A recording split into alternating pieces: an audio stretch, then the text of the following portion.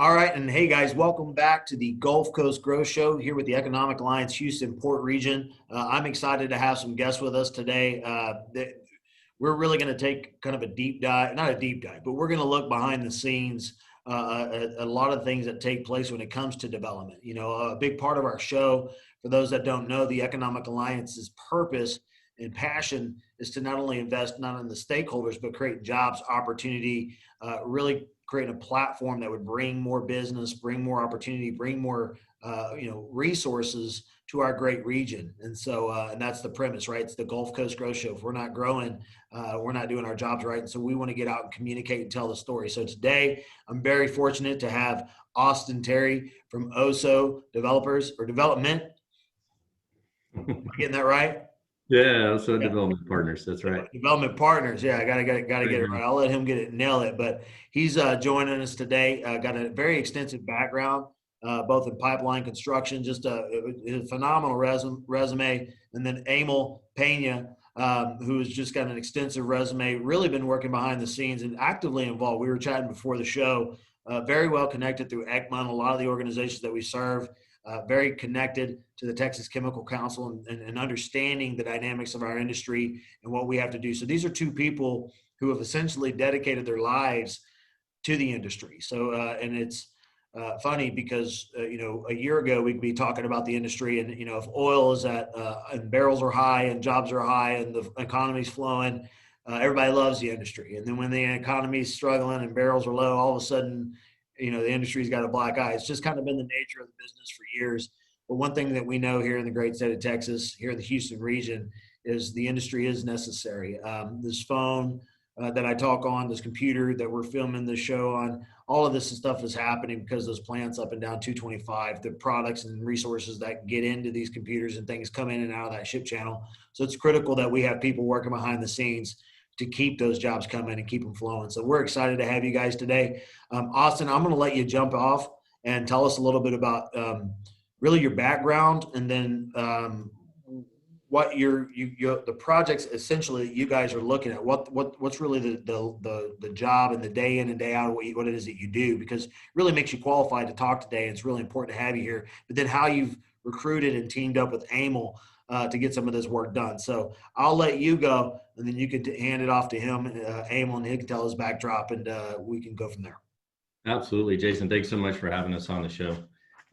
We've been actually looking forward to this. We've been the last several months really working hard on some of the things we'll talk about today. But my background is like you said, pipeline construction. Been doing things in the midstream space for over 20 years now. Started my own pipeline construction company in the early 2000s, and really evolved from a small business to a fairly large organization that worked throughout the the whole United States and Gulf Coast. Sold the business in 2017 and was just looking for a change, right? Looking for something new and fresh, but just didn't have all the headaches. So out came OSO, and I partnered up with my partner now, Jason Holland, and we decided, look, there's a lot of ideas that get thrown around in the midstream world, and there's a lot of ideas that really don't get off the ground, and it's really quite a shame in a lot of regards, because most of the ideas come from individuals that have a passion for what they're doing, right? And you see people every day with great ideas, but they just can't package it up and get it down the road and get across the finish line. So that's kind of our niche at OSO. We're a development company. We work with all sorts of individuals, various backgrounds, various start and stop points in their lives that get them to where they're at. But we like to pick a project up and execute it. So OSO, in a nutshell, we've got a service business that's on the execution side. It's more similar to an EPC role. Anything with project management, project controls, welding, quality, anything in that space. We've got SMEs here that execute day in and day out, and they're looking at the project as a whole, holistically, And we've incorporated technology to help with a lot of those things. And so we're trying to bring some new ideas and a fresh look to project execution in that world. I think what we're talking about today, though, is kind of another side of our business, which is it really involves project development and the grassroots efforts that it truly is.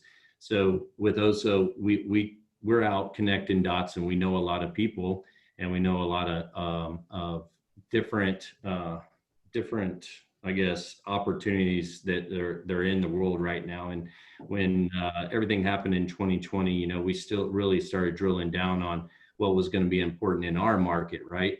And the downstream aspect of the oil and gas spaces has become extremely critical right now. So it's getting the products to market, and that kind of leads us to the Houston Ship Channel and the benefits that it provides, and how we can service that. The build own operate opportunities are anywhere from land acquisition to working with pipeline right-of-ways or easements, and looking at those types of things, adding to those, taking away from those, connecting up terminals, working on small scale to medium sized LNG projects, working on the renewable space, dredging and docks, export terminals, everything, all of those things encompassed into the OSO kind of development role, where we're raising capital, we're sourcing development funds, we're working with engineering firms, we're working with contractors, we're developing total installed cost estimates, we're looking at how to get a project a suitable rate of return, that it's financeable, and we can bring the equity players and the money to the table to get it across the finish line. And so that's the struggle of every developer, I think, and it takes a long time. Some of these things take years and years to put together, and that's kind of what led us to Emil. Emil, we've been working together for a little under a year now, but Emil was in our office, and we were working on a couple different things, and just from a policy perspective, and some of the ideas that, or some of the areas of interest that we have, and how Emil could potentially help OSO. And Emil had a bold idea back in March. He and I were sitting in the conference room, and he kind of looked at me and goes, "Austin, you know what? With all this stuff that's going on in the world," he's like, "we can do something with this." And Emil's got a big vision, I think, and it truly inspired me sitting there. But at the same time, I thought, "Oh man, we can't do this. Come on, Emil." And I was like, well, just lay it on me, right? So Emil comes straight at me, and he says, "Look, Austin, I think with all the projects that OSO's working on, there's an opportunity for stimulus and creating jobs here." And I think there's a couple things going on with Emil there. He's got a true belief in the United States and what we're made of, and then he's got a big heart too, and then he sees the opportunity for people getting back to work, and that's what drove kind of some of our next steps. And I was looking at him for some guidance, but really what I asked him was, "What do you need from me? What do you need from me?" And he said, "Well, I need projects." And I said, "Well, I might be able to come up with a couple." So we started reaching out to the management teams of most of the projects that we're helping, who most all of them need stimulus in a number of different ways. And then they all really were receptive to the ideas that we were putting down. And I'll let Emil elaborate on some of those aspects, but it was something I've never really been involved with before, is involving government into our day-to-day, and what the government can do for a business, and how that can help accelerate some of the things that we take kind of I guess as a phase gate approach, as a normal process, but there's ways to kind of fast track some of these things.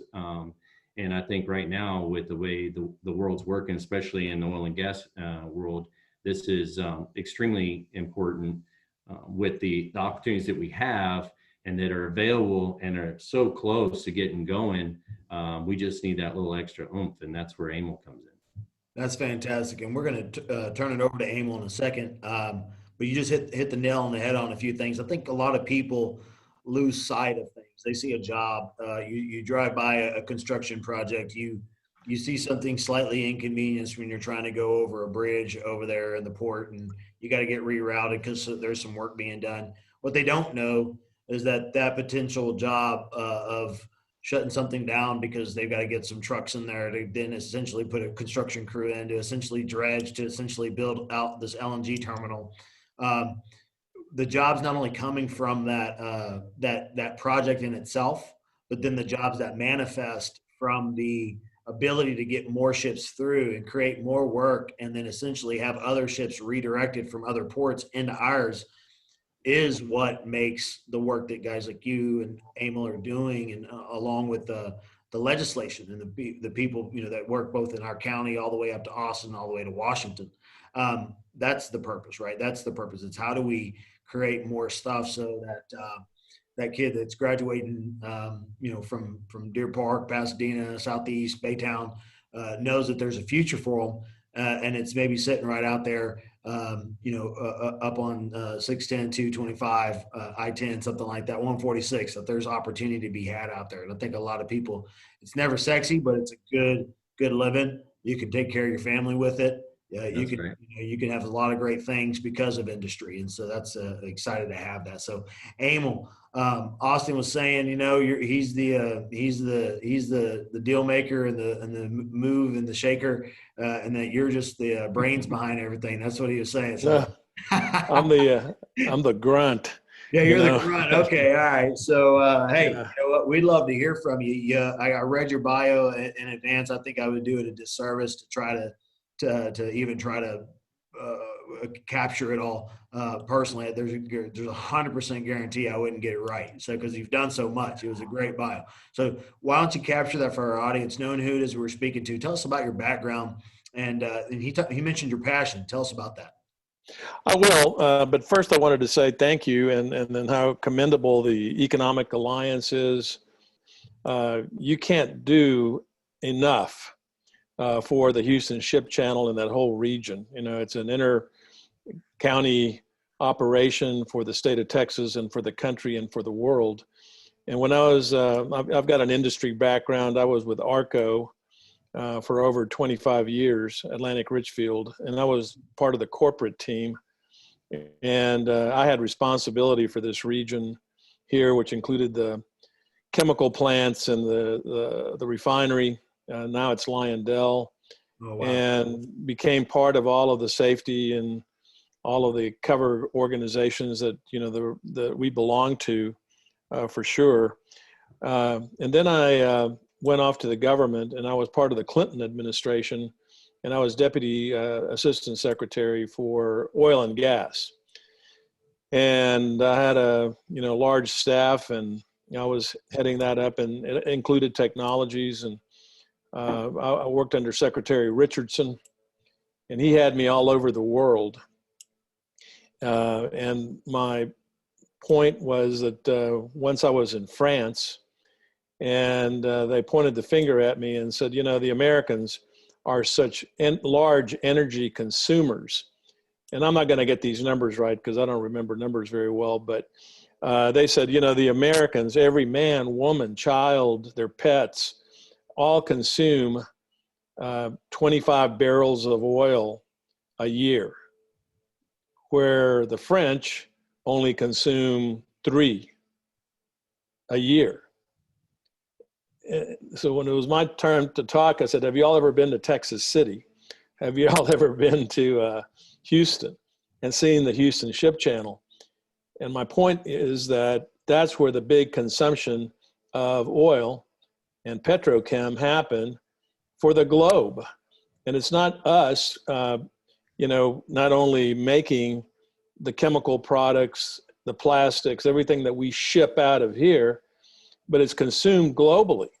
So yeah, it makes us look, like we're big consumers of oil and gas, which isn't bad in my mind, if you do it cleanly and safely and, all of the companies, I can say, well, there may be one or two, but most of the companies want to have it on a very positive footing.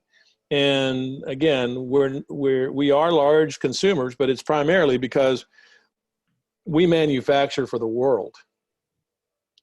I've got a little bit of an academic background. I spent 5 years at Rice University heading up their energy program in engineering at Rice. So I've got somewhat of an engineering background as well. So I'm kind of like a three-legged stool. I've got all of this knowledge from one way or the other. I've touched it, and I've been very lucky, blessed in my career to have that background.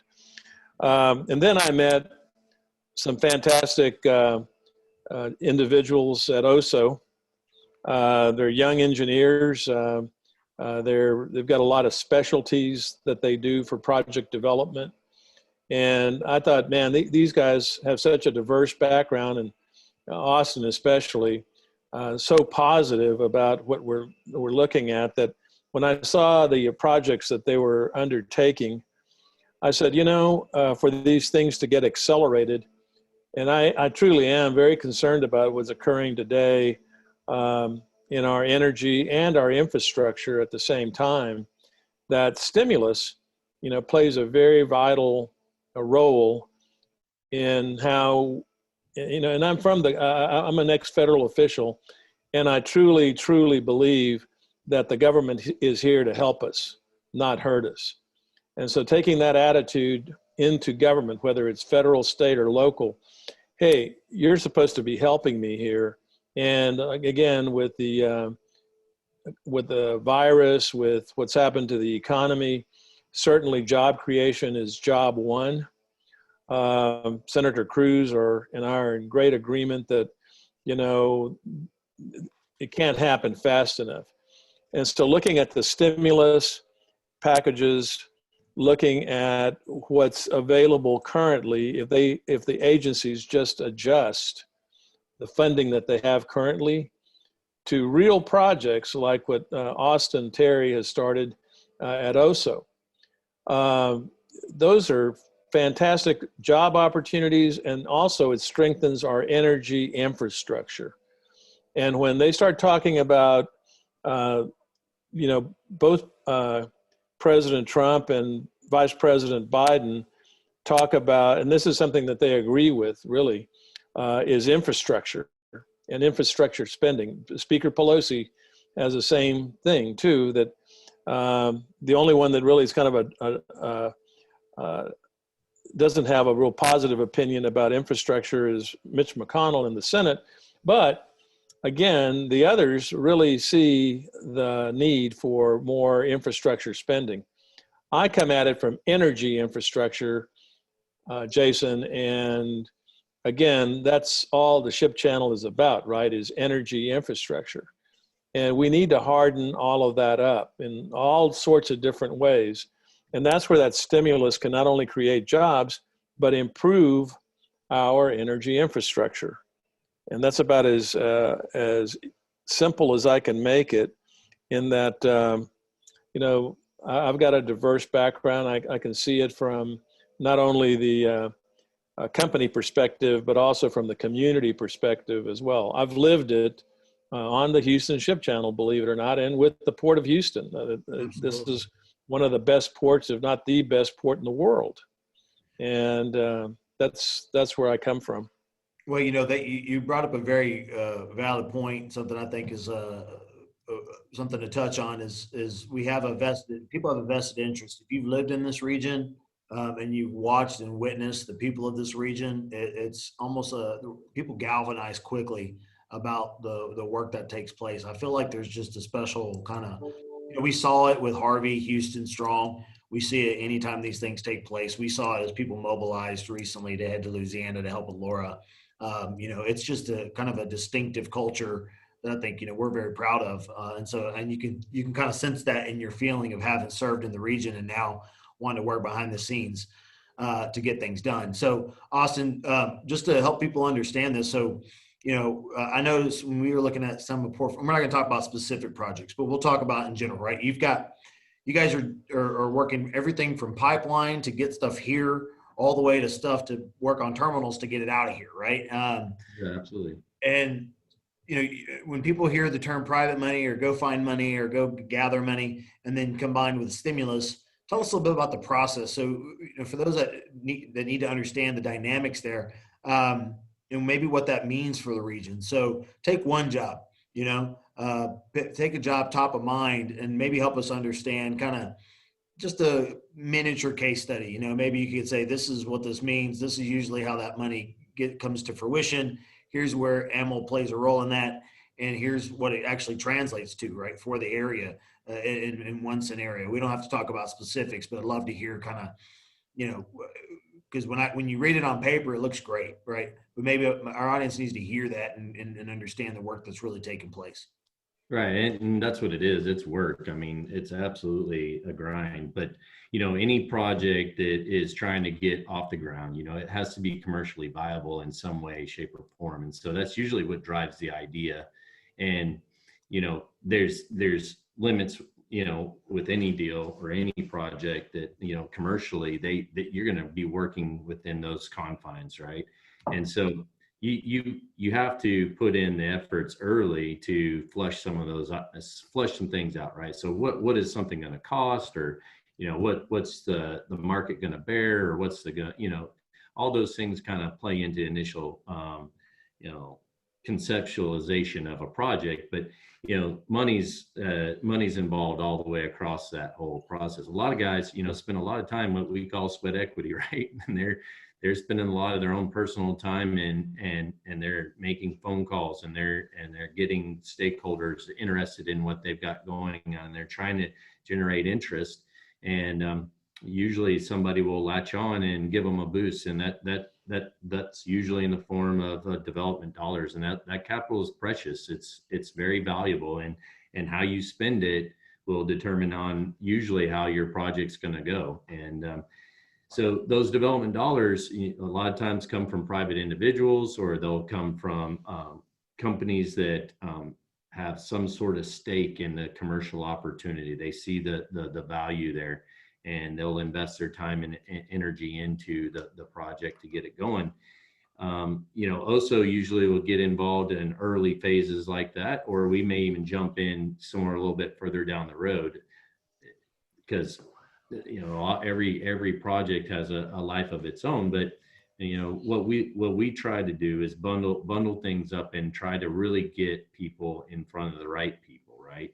And evaluate every opportunity individually, and try not to generalize it, a specific type of opportunity either, right? Because every individual and every project is unique.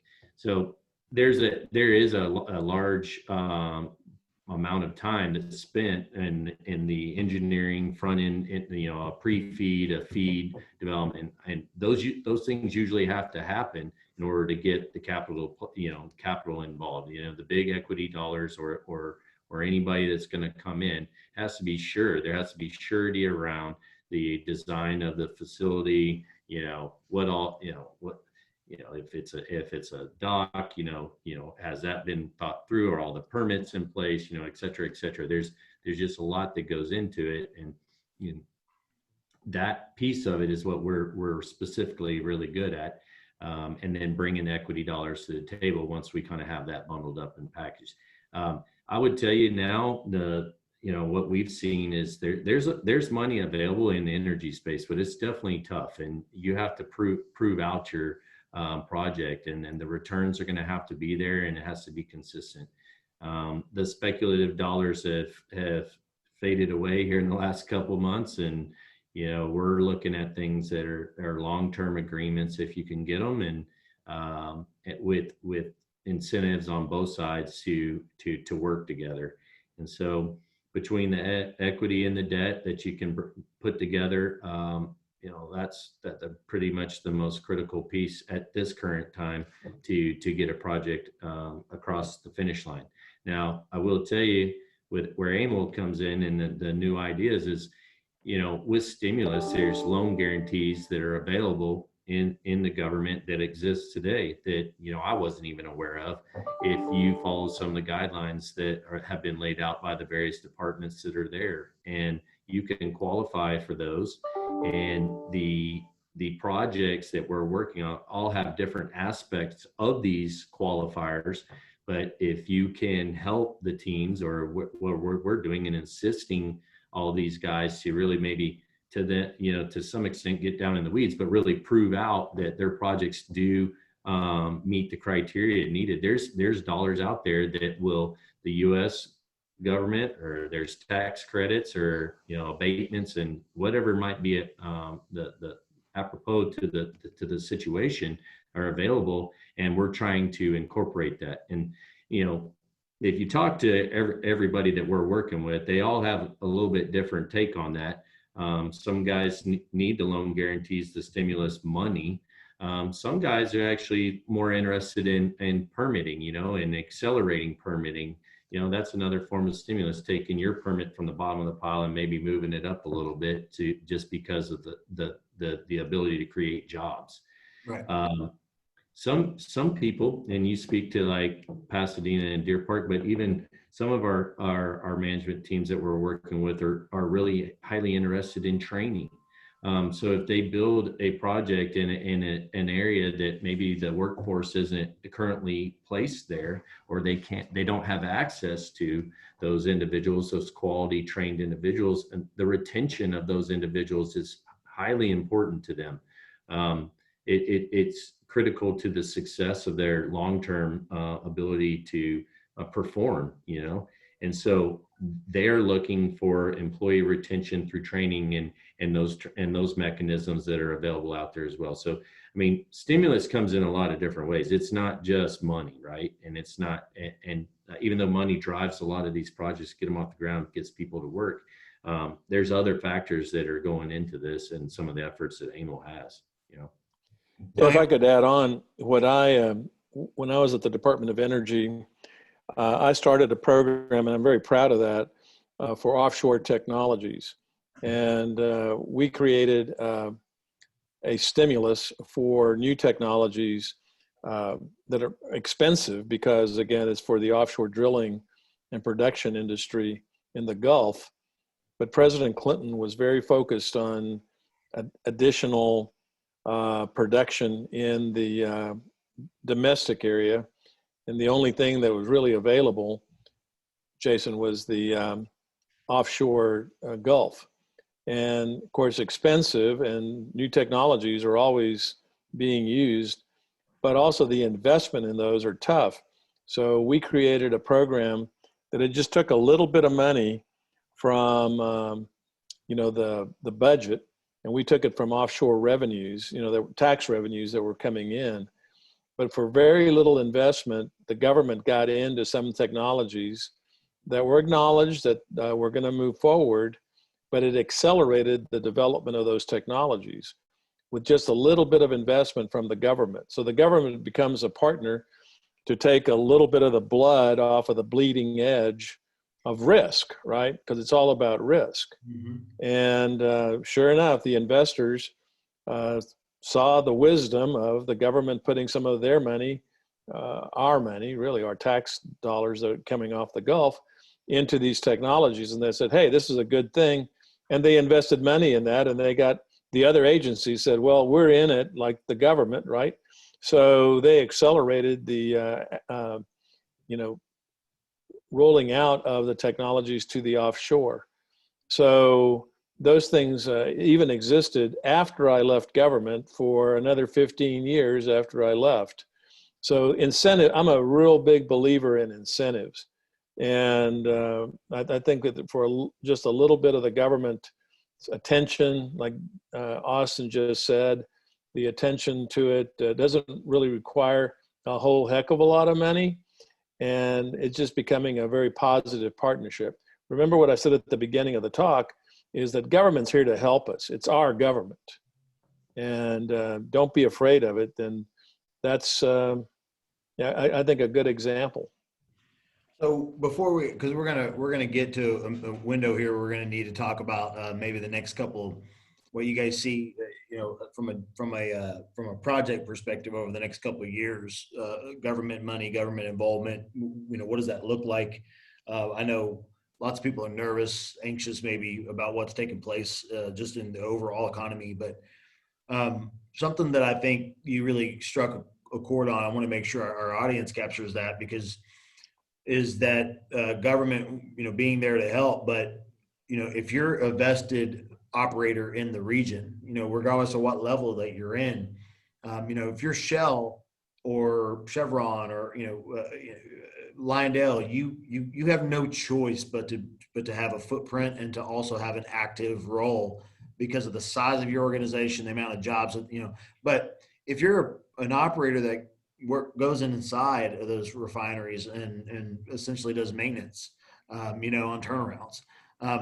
Guess what? You still need to know and be involved and understand the legislative part of what's taking place and be actively involved with those people who understand and are working with those that are in behind the scenes, trying to bring dollars to projects and come up with solutions to create jobs. And so I think a lot of times you'll see inside of these organizations, I won't name it, but there's a group that's coming into the area. And, the guy seen our show and reached out to me, and he starts messaging me about places to be a part of and where can I get a membership. And I said, great, let me talk to you. And so, well, how are you gonna what are you gonna do? Tell me about what your goals are. He's like, oh, I just want to I want to get our name out there. I said, well, let's talk about that. Because you can pay to have a name out there, but if you don't have intentions on being involved, I don't want you to spend your money to be a part of something, to put a banner up to hope that people are going to let you in their plant or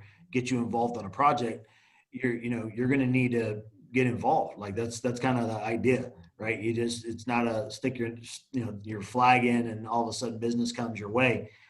You need to get out there and get to know an Emil or you mentioned Dennis Winkler. Or you need to mention and know these people that are actually going to war for your industry and trying to create opportunities for your industry and understand and communicate and speak their language and not just throw money at a business, but essentially throw it and actively involve yourself with it. So that's something that you've done at every level. You've taught and been involved, been in the operations, and now in the lobbying and or education of how to go get government dollars to help get your project over the finish line, right? And which is well, and Jason, if I could add to that, because I've been members of the Greater Houston Partnership, the Pasadena Chamber. Mm-hmm. You've got a Ship Channel Industries group that's fantastic, and they all gather around and they go up to Washington for their legislative day and so forth. But again, I would venture to say that the people that know what's going on and how the process works, you get everybody prepared to ask for something, right? I mean, what does a ship channel really need? And I brought up Seagate, that's something that everybody ought to be focused on, for the next big hurricane that comes up the channel. You want to be, waiting for that surge and prepared for that. And that's what that Seagate does. We talked about former Judge Robert Eccles and leading the pathway for the creation of that. That can't happen soon enough. And we ought to all be lobbying that as quickly as possible, right? But you got to know what to ask for, where to put it. And then that's the other piece of it too, Jason, and that is you have to tell them how to do it. Mm-hmm. You have to show them this is the pathway that to take and to get it done, and put them under some time pressure too, because the process in Washington is extremely slow. The process here in the great state of Texas, I know intimately in Austin, they have 140 days every other year in odd years to meet and get something done in 140 days. And so that's a faster game. And again, for our districts or for our areas, getting up to Austin, getting to Washington, D.C.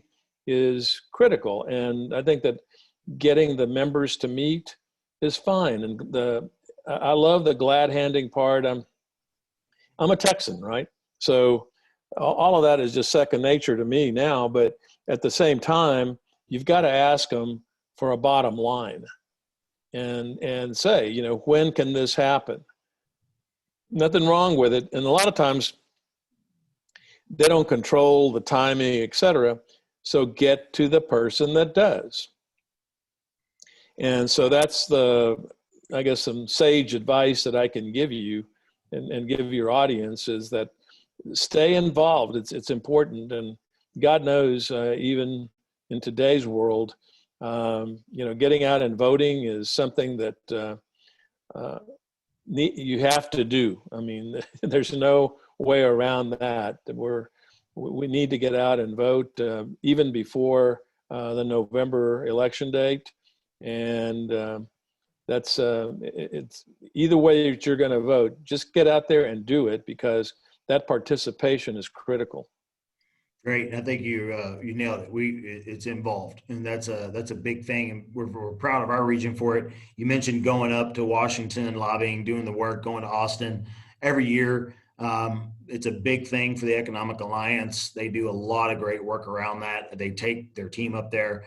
Chad Burke, who's, you know, he was actually nominated for and actually won an award for one of the top CEOs here in Houston, who heads the organization, probably has more vested interest, behind the scene hours put into those type of projects, and then working with operators and people like yourself to educate and find out the needs. You mentioned again Seagate or the coastal barrier this has been out there for a minute. We got people working tirelessly to keep your house from getting flooded, right? To keep those jobs available so that we don't get shut down when water comes in. And because it's Houston, it's going to happen. So it's just awesome to hear someone echo what we practice and preach, but somebody that's also been in the trenches. So with that being said, Austin, I'll let you wrap us up and talk a little bit. You got a lot on the forefront. So I looked at your deck before this, dug into it a little bit. Man, every once in a while, I'm lucky, man. I get to meet some really cool people who are essentially some smart guys that seem to know how to make things happen. And by looking at what you guys are working on, it's exciting, but also I know we've got a lot, you know, some headwinds, things that we're facing. So if you were to give a forecast, you obviously have to keep your thumb on top of everything, because if you're in development, you kind of need to know, right? So I can imagine there's not too many people who aren't paying more attention than you are to what's taking place, economic impact, what your forecast looks like. So give me your 12, 24-month outlook for projects, for development projects, things that are taking place, really from that midstream to that downstream area, which is the people that we serve. Yeah, absolutely. I can just say this year's been a grind for sure. And, everybody's pedaling as fast as they can. It's just all about staying focused and keeping the distractions. I've been saying around here, perception is your performance, right? So, you're letting all this negativity get in your head, you're gonna fail. But I'd say we've got a lot of like-minded individuals that we're working with, and I'm really optimistic. I think that we're real close on a lot of things happening here in the next 4 or 5 months. I see a lot of things happening after the first year. A lot of deals are closing. A lot of money's at the table. A lot of people are engaged. You just cannot hold back. Everybody went home for a little while. Was at the house enjoying the time off, but that is not what's going on right now. And the undercurrent is exciting. I'm here at countless hours every day. I have not left my desk, from and I'm on the phone all day. It's been amazing. It's good. It's a blessing, right? And I would just say everybody should just get engaged and get going, because things are swinging the other way for sure. The uptick is on the horizon. I know people have a hard time seeing that, but the stuff that I'm involved with, the stuff that Emil's working on, is all very positive. And I would just say that any of the listeners that are out there, that is looking for assistance or just needs some guidance or just an ear to bend, feel free to reach out to us. Emil and I'd be more than happy to, support in any way we can to get something moving again. It's it's just a matter of re-engaging, right? And I think 24 months from now, we'll definitely be bumper to bumper on the Beltway and 59 and the associated roads around Houston, Texas. And 24 months from now, yeah, man, I think if the projects we're working on are any sign of what's going on, it's going to be twice as big or bigger. So Great. Fantastic. Jason, Well, can I add one more thing? oh, absolutely, sir. Yeah, I mean, I think that Austin summed it up very well. I'd like to also tell you that one of the big revolutionary things that's going on out there, and this is maybe for another show if you'd like it, but we're going through a second renaissance today, and it's all based around data. And that's really entering into the energy infrastructure business big time. And so for your listeners out there that, as we're evolving, not devolving, but evolving the energy business, data is a fundamental key, and it brings a lot of values besides safety, besides efficiencies. There's a lot of other things that data brings. And we're emphasizing that, bringing it through our EPC, the engineering, procurement, construction side. And so I'll leave it at that, is that if you want to know those other values, call 1-800-OSO, and we'll get in a conversation with you on that. So thank you. Fantastic. Thank you, sir. It was funny you mentioned data. Last week, 2 weeks ago, I'm sorry, we aired Commissioner Sitton's podcast, and he's got 2 books coming out, and one of those is strictly devoted to data and the importance and critical nature of data. He's a pretty data-driven guy. His company, Pinnacle ART, they're pretty focused on that. Well, yeah, he's officed in Pasadena. I mean, you can't get any better. You're dang right. So there you go. So guys, it's been great today. For those that want to get a hold of you, Austin, over there, what's the easiest way to reach out to you? Yeah, just via email. It's austin.terry@osopartners.com. OSO, and it's osopartners.com. That's it. And Emil? Mine's a little bit harder. Mine's Emilio, EMILIO, at IX, I as in India, X as in X-ray, .netcom, NETCOM.com. Emilio at ix.netcom.com. Fantastic. And if you wonder why I have such a goofy email, is I bought it at Radio Shack about 30 years ago, and that's the original email protocol for the server that Al Gore built. So I'm laughing. How old it is. I have one of those like old Gmail accounts, and I've got so much junk mail from years. It's just been open for and so I'm constantly trying to sort through my junk mail, but I probably have like in my inbox 1,500 emails right now of stuff that I haven't gotten. I'm wondering what a guy like you, who's had an email since the original one at Radio Shack,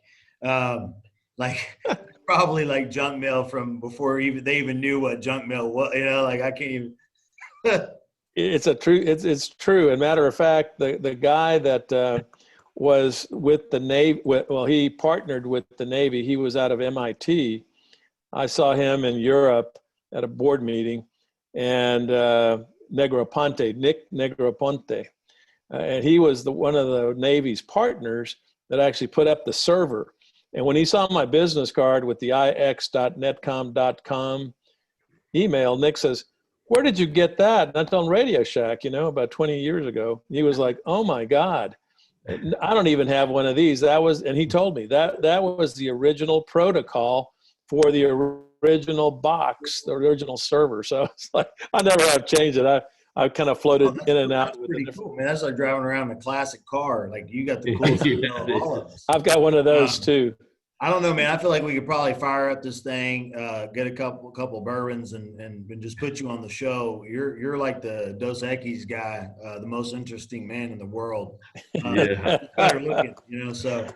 Oh, thank you. Hey, Gentlemen, it's been a pleasure. I know I chased Austin down for a while. I've just been impressed with his work. We didn't talk a lot about it, but they do some technology work. It's just anytime you meet forward thinking people who are passionate, who care, and are out to not only have success in business but want to make the world a better place.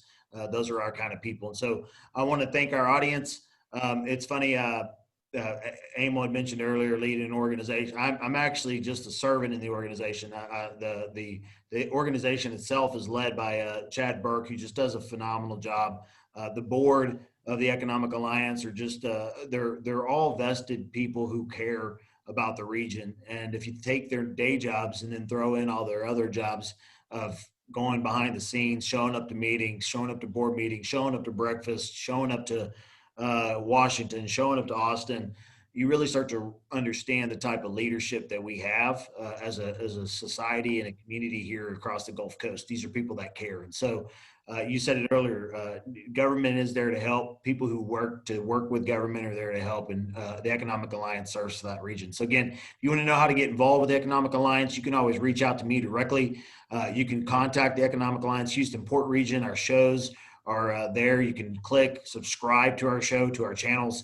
At the same time, reach out to me. The easiest place to find me is on LinkedIn. Jason Lee, Exponent Advisors. Connect with me. Be happy to connect with you. Our co-host, Clint Aiken, runs his own company. Since we've been out of the studio just to minimize this type of environment, we've moved virtual. So we hope to be back in our studio sometime soon. Follow us.